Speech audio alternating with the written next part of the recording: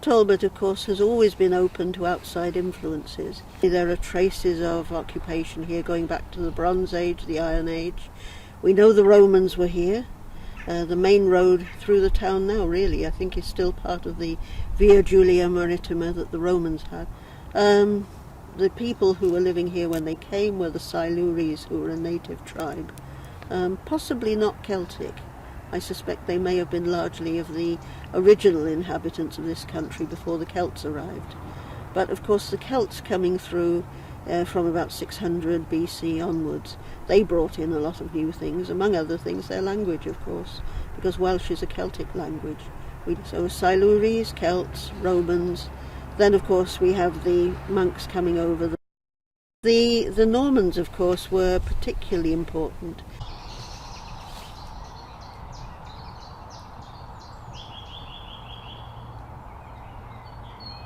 The first serious date we've got, I suppose, is 1147, when Robert of Gloucester, the illegitimate son of King Henry I, actually set up Margam Abbey, and he brought monks over from France, from Citeaux, to actually be the first inhabitants of the abbey.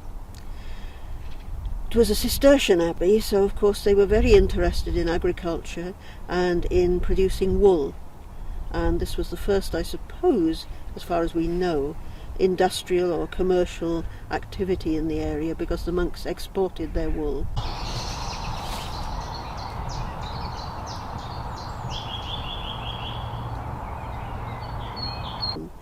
Because of course in 1536 or thereabouts, Henry VIII dissolved the monasteries, and the abbey itself, the lands and the buildings and so on, was sold to the Mansell family, the Rice Mansell. And his family stayed here for quite a long time. So we then had the Mansell Talbots living here. In about 1836, when C.R.M. Talbot, who was the Talbot who gave the town its name eventually, C.R.M. Talbot was getting married. He decided that he was not happy to bring his new bride to Penrice in Gower. He needed somewhere else as well, rather closer to the centre of life, and so he built Margam Castle. The Talbot, C.R.M. Talbot, was here for pretty nearly the whole of the 19th century. He was a very important figure. He was the father of the House of Commons eventually. I think he was an MP there for about 60 years, something like that, a very long time anyway. He was also chairman of the Great Western Railway Company at one point. He did involve himself to a small extent in industry, but not too much. He preferred to rent out the various mineral rights and so on the land and collect the rent, as a result of which he is supposed to have been the richest man in England, they say, but of course in Britain actually, when he died. Of course, the result of C.R.M. Talbot, and I suppose the people before him, their willingness to allow people to come here and exploit the resources, even if they didn't do it themselves, was the reason why Port Talbot became so important as an industrial centre.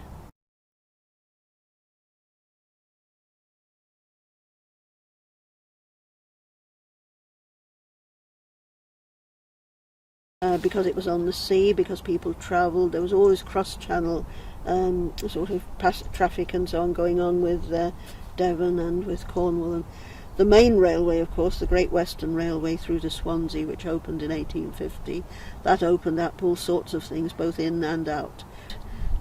It meant that people came in, not just sailors. You had all sorts of communities. For example, in 1850 or thereabouts, you had a huge influx of people from Ireland getting away from the famine there. There'd been a harbour in Port Talbot since the Middle Ages. It was known as the Old Bar of Avon. The River Avon used to curve round more at the bottom then, and it came out into the sea, not where it does now, but more or less in Taibach. And so it was not really very adequate. And so eventually they needed to build a new docks. They straightened the river and built the new docks where it is now, behind the station. The docks were vital, of course. 1830. I mean, it's quite proper that this should be called Port Talbot. I don't know how much Talbot really had to do with the docks themselves. He was involved in setting up the original ones, and the family again were involved in 1898 when the docks had to be expanded and enlarged because, of course, boats were getting bigger, ships were getting bigger and drawing more water, so you had to have a deeper harbour. But as I say, the real sort of prize for the area was when they were able to develop the deep water harbour in the steel, related to the steelworks.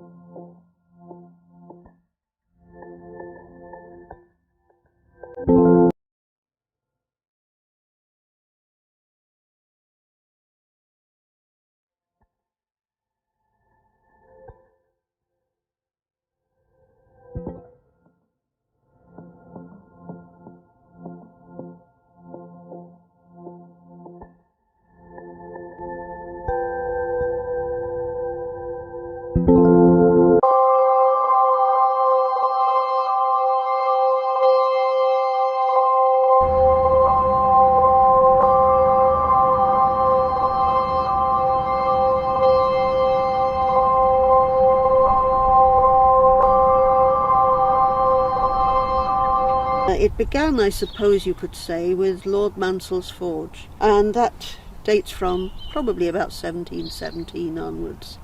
Newton and Cartwright came over and started exploring in Taibach and looking for possible sources of coal and iron and so forth. The English Copper Company, they took over from Cartwright and Newton and set up a copper works in Taibach in 1770.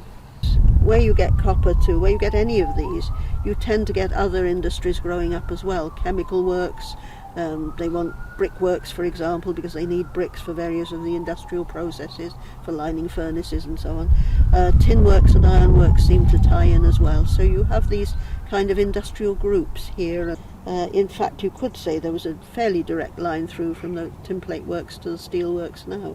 There's a gradual procession of things going on. Yeah, the Gilbertsons of Pontardawe decided to build a steelworks over here, and they built the Port Talbot Steelworks around about 1901, and then in due course, around about 1905, they sold it to the Baldwin Company, and they began to develop further. Then they also built the Margam Steelworks. The Port Talbot Steelworks dealt with rolling the steel. The Margam Steelworks with furnaces and so on, they actually sort of made the steel out of iron. After the First World War there was a general depression, but because of that the coal industry went down very seriously, as we know, and you had a depression everywhere. Then 1936, in the meantime, by the way, the three wise men had appeared, Guest, Keane and Baldwin's. As they call them locally, the three wise men, Guest, Keane and Baldwin's company. And they decided to build a newer steelworks, upgrade everything. Then the war came, everything was very busy, but there wasn't a lot of expansion of works and so on, just a lot of expansion of the work they did.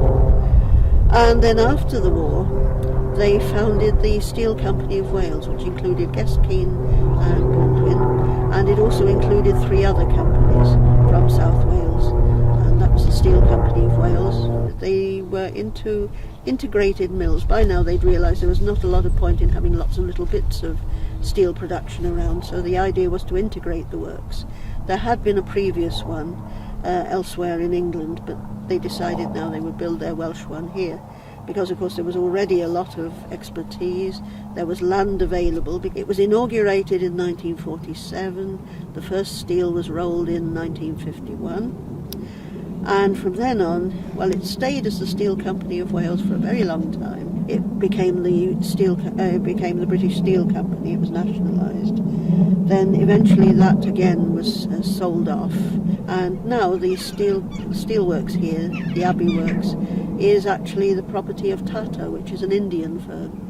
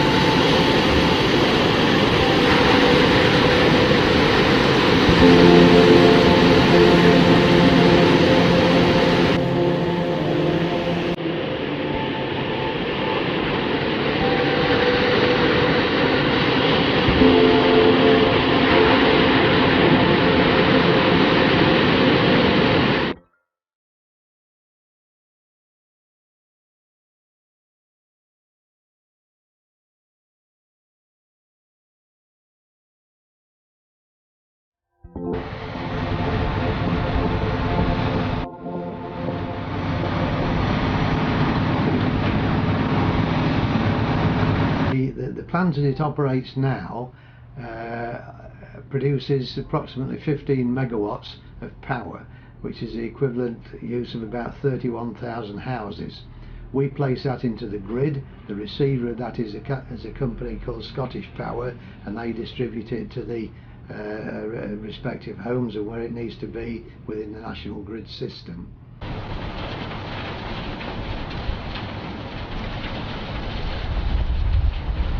The company is now owned by an energy company called Good Energies. This is actually a financial section company, and that's who I report to, the board of that company.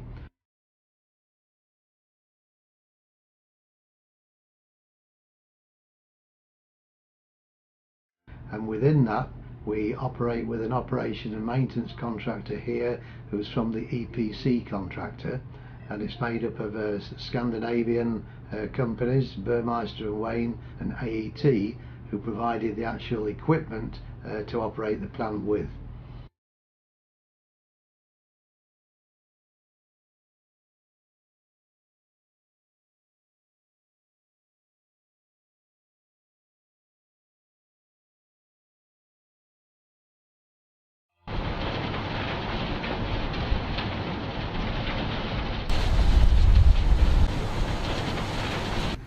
We also have something like 30 different suppliers of wood fuels who bring in the woods into the plant. This consists of an umbrella company, A.W. Jenkinson, and they, within their organisation, have the leads to approximately 25 to 30 smaller suppliers, and they bring the majority of our woods to us.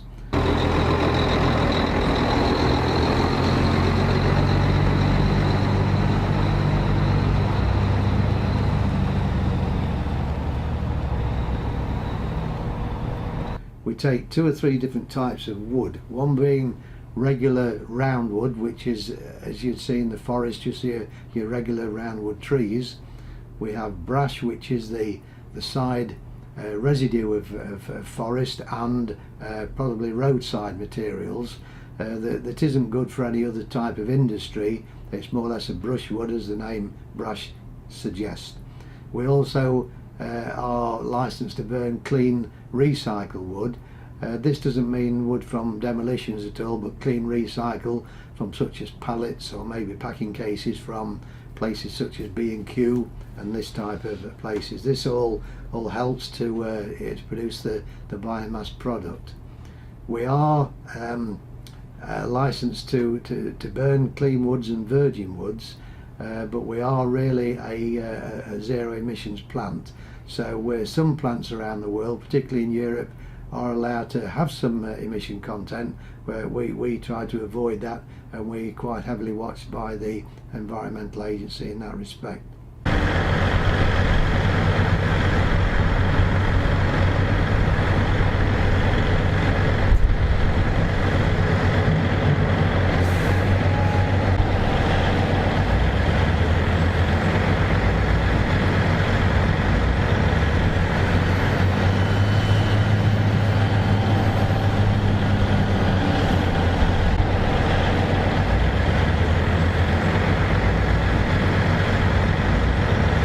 Itself was sponsored by various grants. The Welsh government can give some grants.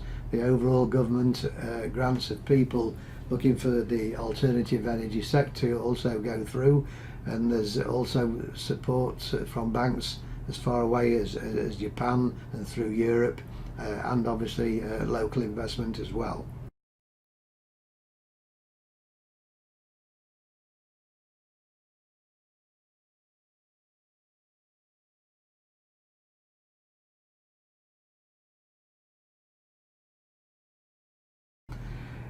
Since starting the plant, obviously prices, as we all know, have gone up on both fuels and on electricity tariffs. But the government's allowance for plants like this does help new companies in the alternative energy sector to at least get going and get on even keel. As regards information, we obviously have full telephone, email service and whatever to anybody we want to worldwide. For information and help maintain and operate the plant correctly, there is direct links to the provider of the plant equipment that goes back to Denmark, and they are constantly monitoring our operating regime and our temperatures and keep a watch on to make sure that we do keep within the allowable parameters to look after the equipment.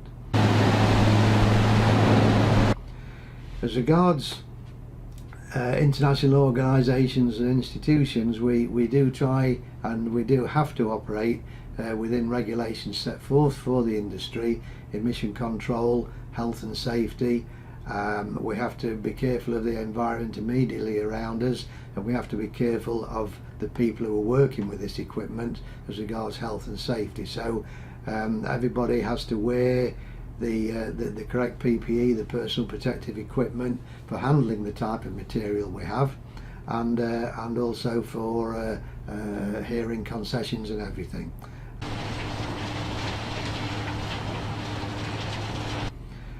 We have a contracting company on site for the operation and maintenance who have about 18 people, all local Welsh area people, and we have about 6 of them on site at any one time. They look after the general everyday use of the plant, operations and maintenance wise.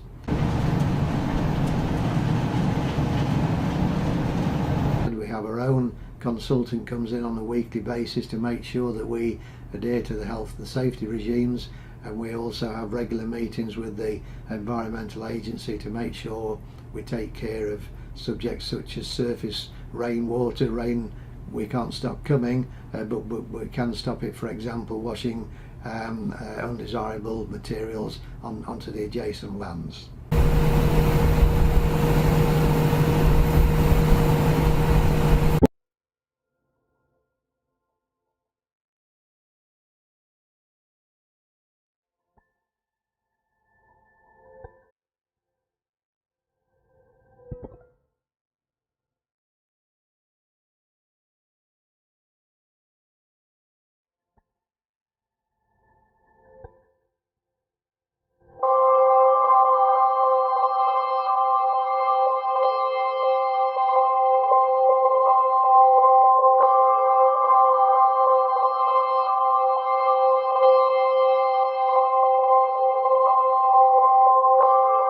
My name is Manbir Singh. I am 38-year-old. I am working as software engineer with Cardiff University. I'm married to Shelly. She's Indian as well. And I was born in Ambala in Haryana state in northern India. Halia. नहीं चली गई यहाँ से तो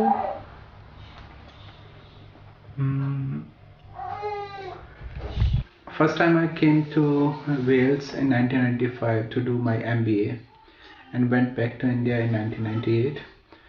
After that I came back to Wales in 2003 and I start working for Swansea University first of all, and then I joined Cardiff University.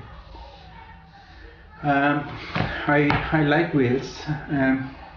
I call myself basically Indian as well as Welsh. I sport Wales in rugby, so I love Welsh rugby, and I support India in cricket because the way they play, and same I support Brazil in football. So I don't see myself like associated to one kind of nationality. I just enjoy the sports in this way, just supporting all the teams who play better, you know. चल ठीक है, फिर थोड़ी देर बात करूँगा मैं तेरे phone में और बताऊँगा सारा कुछ. Born and brought up in India. My parents are still in India.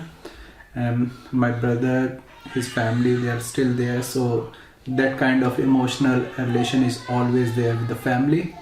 And I've since been brought up there, stayed there nearly 25 years. So that kind of cultural things, the way I have friends there, the way my family connections. So all those emotional ties are always there with the family. And while when it comes to just sending, when it comes to investment, sometimes just put money there and do business on economic terms. I do some investment in India, just send money back there. And since I was brought in India, so I always involved in politics, Indian politics, supported Congress party because of their liberalization and secularist policies. My religion is Hinduism. I believe in Hinduism, and I believe in spirituality. But my personal belief, I just believe in secularism. I respect all the religions in the world and admire and like to know about them. So I have basically connection with all the religions. My friend circles, they belongs to different religious people. So that's what I enjoy, religious part of my life. When it comes to the connection back to India, I watch Indian movies, Bollywood movies, which is, I think most of our families spend most of time watching Star TVs for entertainment. When it comes to the news, we goes to Star News or NDTV News.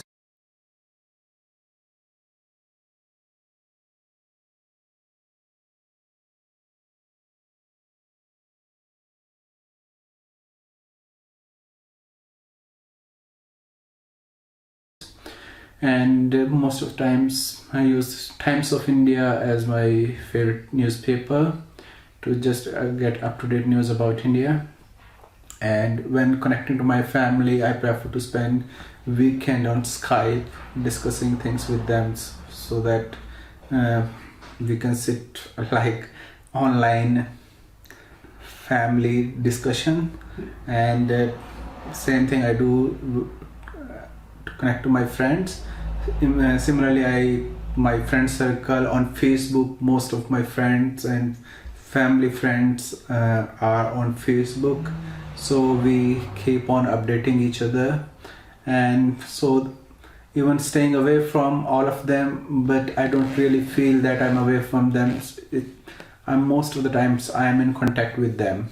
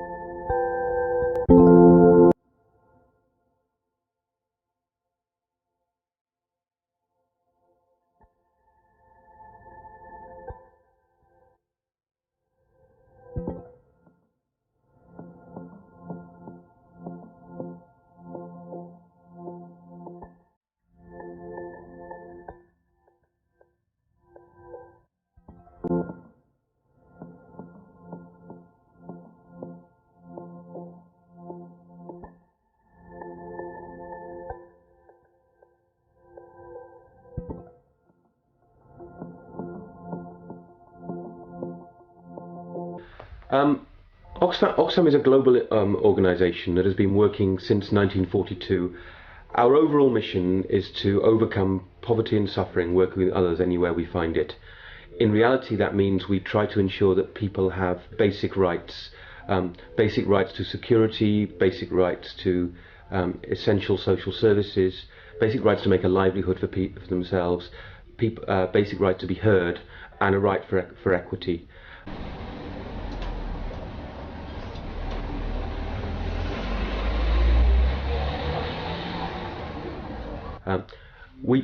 We currently work in 61 countries across the world, including 3 within the UK, and we're also part of an international federation of 14 Oxfams, and collectively we work in over 100 countries between all of us. We do our work in 3 different ways. Probably the most well known is our emergencies work. People who are suffering from crises that put their basic homes and lives at risk.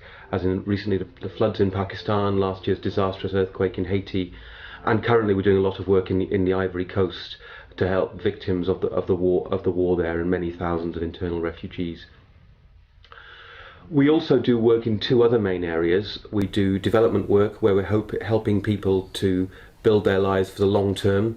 We did a lot of work helping communities in East Asia rebuild their lives after the tsunami from 2004 onwards, and we do that work on an ongoing basis across many parts of sub-Saharan Africa, where we have our biggest programs, in Central America, in South and East Asia, and as I said before, here in the UK.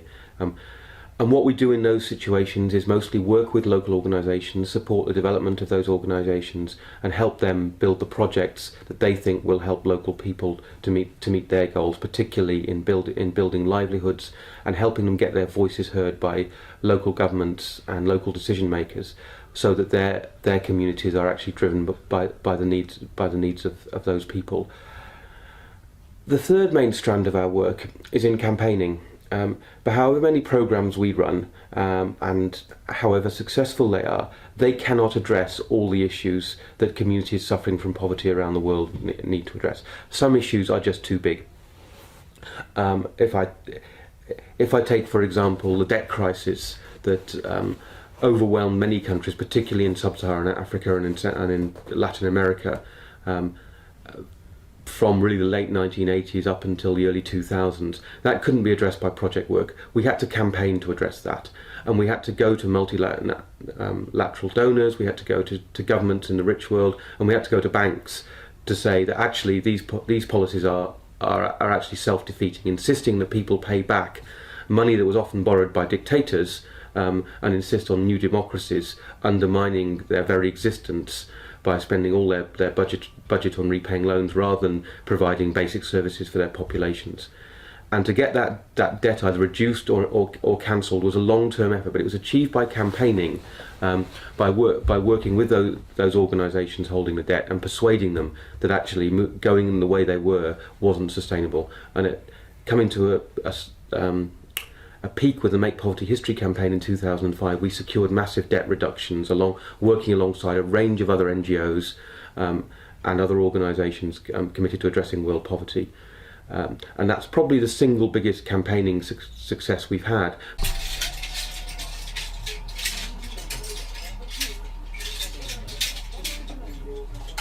And in doing that work, we seek allies, people who will work with us, who are other NGOs here and in developing countries. We work with governments. UK government's obviously an important partner for us and indeed target for us, but also governments across the developed world, and increasingly governments across the developing world. But also then multilateral bodies, the United Nations, the World Bank, the IMF are all bodies that we try and influence. And so major UN negotiations, major G20 negotiations, we're often present as accredited observers, so our voice is heard, even though as NGOs obviously we don't have a formal voice in the decision-making process.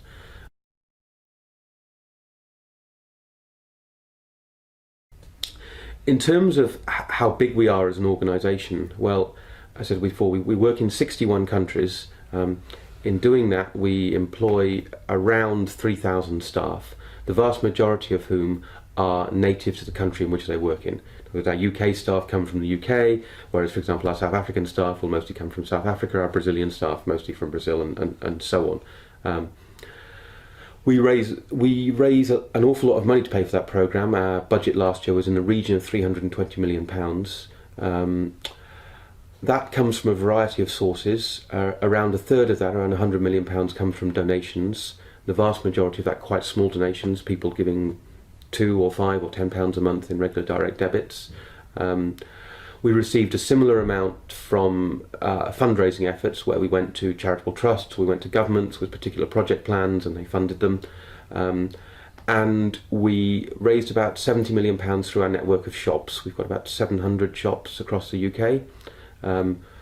Doing a range of clothing, of books, specialist boutique shops like the one downstairs here in Cardiff, and they are a major part of our fundraising, and they also sell a range of things like fair trade goods and toys as well. And the vast majority of that money gets then spent on that programme work I discussed.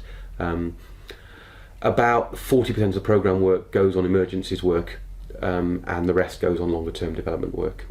And then most charities, we have to spend around 9 or 10% actually running the charity effectively, employing staff, making sure we comply with charitable and other government regulations and so on.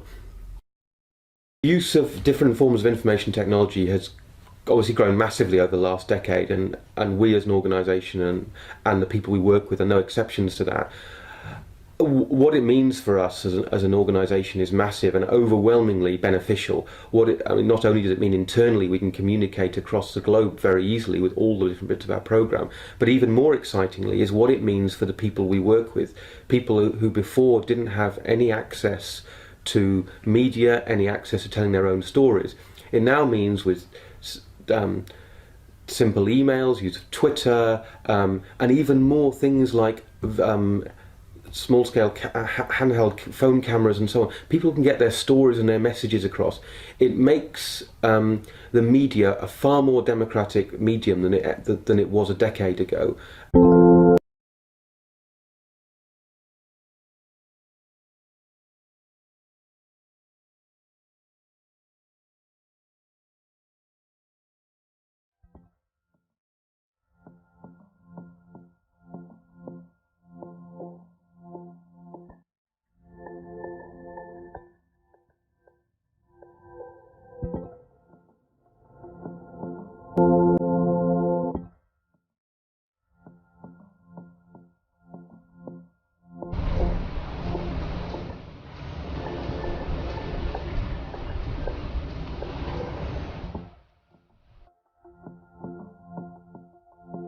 RPC is Europe's largest rigid packaging polymer producer. It is positioned across mainland Europe and into the UK with a presence in North America also. It is strategically positioned to satisfy the European market, operating across 60 sites, serving the industry.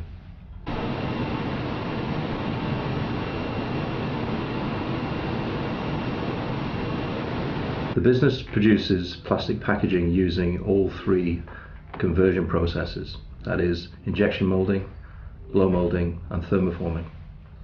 Here at Kenfig we produce vending cups for the UK market. We are the UK's leading manufacturer of vending cups and also portion packs. All our products here from Kenfig are fully recyclable to address all the environmental concerns.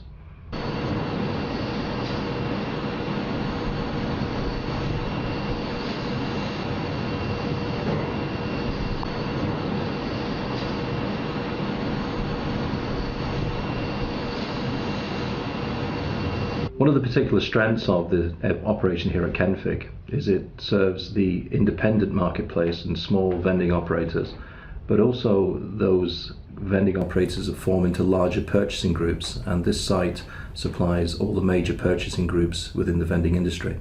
In addition to that, it also serves blue chip companies, Mars and Nestle and other such businesses within the UK and into the European mainland.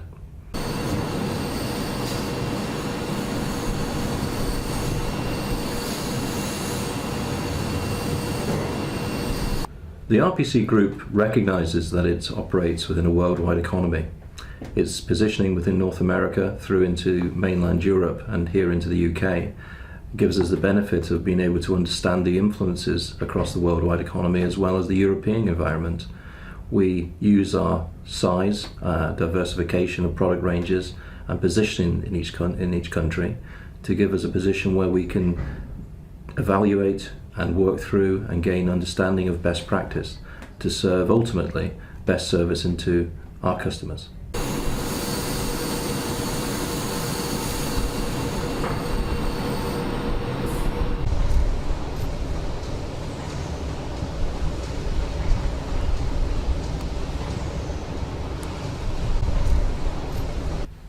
Information technology is vital in running any business today. Of course, a company of the RPC size, positioned across the various countries that we are in, it is vital in running our own business. And of course, we utilise all the aspects of information technology you'd expect. Email is key to us, as is the use of Skype for meetings. Quite often we have regular reviews, we have weekly and sometimes daily discussions using Skype, both to head office in the UK and also our European sites. And of course this gives us the benefit of understanding immediately the concerns and questions and best practice and initiatives that we can drive across the business. It gives us the ability to talk to people either on phone or face to face via the Skype. And as an environmental position, of course, it reduces the need for people to take car trips or train journeys or get a plane to fly across to Europe.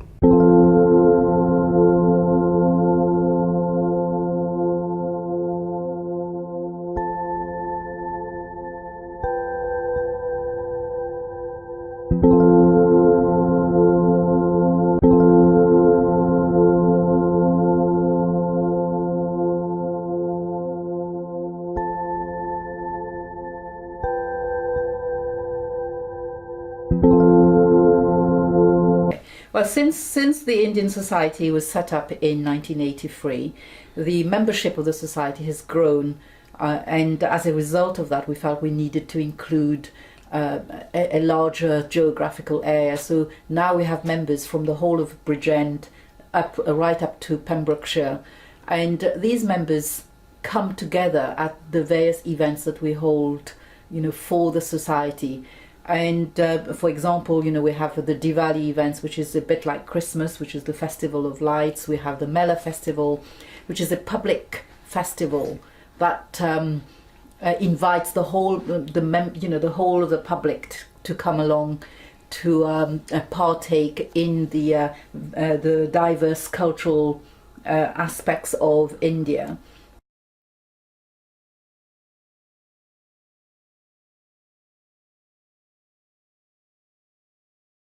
In addition, the Indian Society, since it's a setup, not only does it do charity events, for other groups, such as, as we've already said earlier on, with regards to raising money for various groups like Alzheimer's, like the cancer groups. But we also collaborate with other community groups to demonstrate some of the skills that we have. For example, we've recently did a cookery demonstration for Communities First, the family place group, where we use fresh produce to show them how to cook an Indian meal. That was really well received, and they found that very interesting, and they also found the tastes appealing as well. And we've worked with the African Community Centre, on various bids. We've also taken part in the Human Race Marquee that the Swansea Bay Race Equality Council tend to set up on an annual basis. And we've done Indian dancing demonstrations in schools, or for example at the World Day. So it's this collaborative approach that allows us to be able to live together harmoniously and also share the different cultures.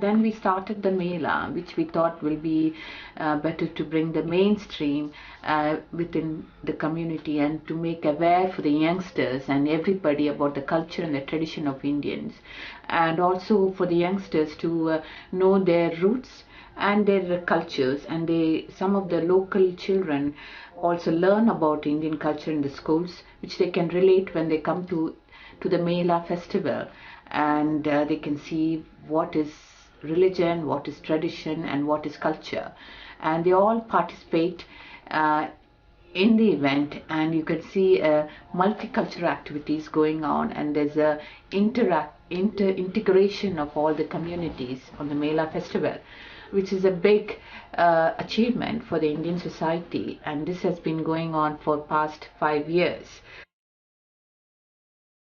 I must say that Indian society has grown from strength to strength, and we have come so far, and I think all the Indians in Swansea and from Southwest are very proud to be a part in the Indian society. But from Indian society, I think various people, various members have come to make friends, and they feel a sense of belonging, because we have come from our country to this and made a home in this new country in Wales, and which society has helped them to get through whatever problems and whatever difficulties they have to face, and they have a family, because we don't have a family here, and they made friends as family, and they made many people, and few of the children, Indian society has been a platform for them to overcome their shyness, to whatever their talents they could exhibit and portray it, and also for the talented artists whom we have, quite few members are quite talented, and it was a platform for them to thereon go and become a professional dancers, professional in any way they would like to.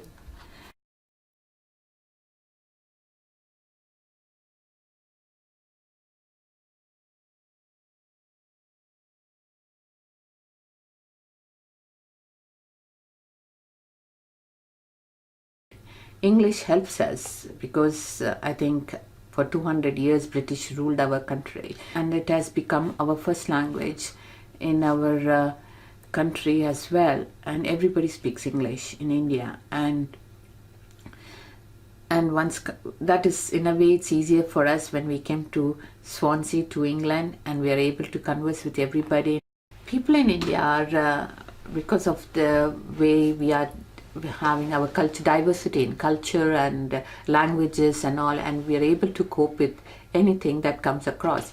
Even when we go abroad, when we leave our own mother country and come to England or to States, as a matter, we feel that we are able to cope with it, and we speak different languages. We know that we speak different languages coming from the country, and we know that if we meet another Indian, he won't know our language, so we tend to accept that, and we speak whichever is common to both of us, and we tend to communicate, and we have a sort of a bond. And we Indians are very warm, loving people. We try to embrace other culture and other society when we go abroad, and we are able to live in the environment and adapt ourselves in I think sooner than other nationality, I must say.